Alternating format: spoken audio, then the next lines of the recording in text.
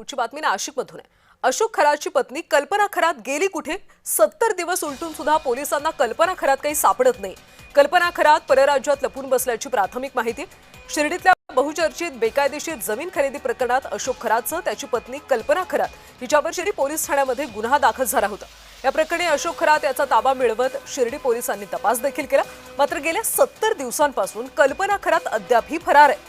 शिर्डी पोलिसांकडून तिचा शोध घेण्यासाठी 2 पथकं तैनात करण्यात आली असून पोलिसांना अद्याप यश आलं नाही।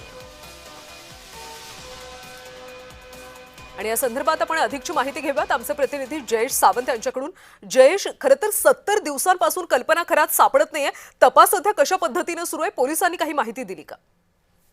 नक्कीच कल्याणी, आपण जर बघितलं तर शिर्डीतील जमीन खरेदीचा बहुचर्चित असा जो प्रकरणामध्ये जो आहे अशोक खरात त्याची पत्नी आणि 5 जणांवरती जो गुन्हा दाखल झाला होता, या गुन्ह्याच्या दाखल झाल्यानंतर जे आहे त्यातील मुख्य आरोपींपैकी पहिला आरोपी जो आहे अशोक खरात हा नाशिक पोलिसांच्या ताब्यात आहे।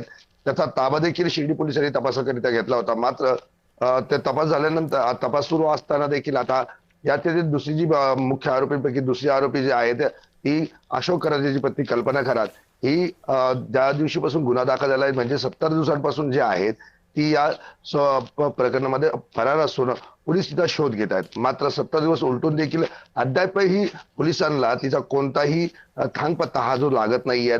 आपण जर बघितलं तर या प्रकरणाचं सगळे धागेदोरी जे आहे ते अशोक खरात नंतर कल्पना खरातच्या भोवती आहेत आणि तिचा शोध घेण्याचं मोठं आव्हान असताना पोलिसांनी 2 पथके रवाना केली आणि ती 2 पथके रवाना केले। अद्यापही पोलिसांच्या 2 पथकांना तिला पकडण्यास यश आलेलं नाही। मात्र हे संपूर्ण आपण जर बघितलं तर एवढ्या दिवसांपासून म्हणजे 70 दिवसांपासून जी आहे कल्पना खरात फरार असल्यामुळे या ठिकाणी पोलिसांच्या कर्तव्यावर प्रश्नचिन्ह निर्माण होत आहे। नक्कीच जयेश, त्यामुळे पोलिसांचं हे मोठं अपयशच म्हणावं लागेल। त्यामुळे आता कल्पना खरातचा शोध नेमका कधी लागतो आणि पुढे काय कारवाई होते याकडे लक्ष असणार आहे। धन्यवाद जयेश माहितीसाठी।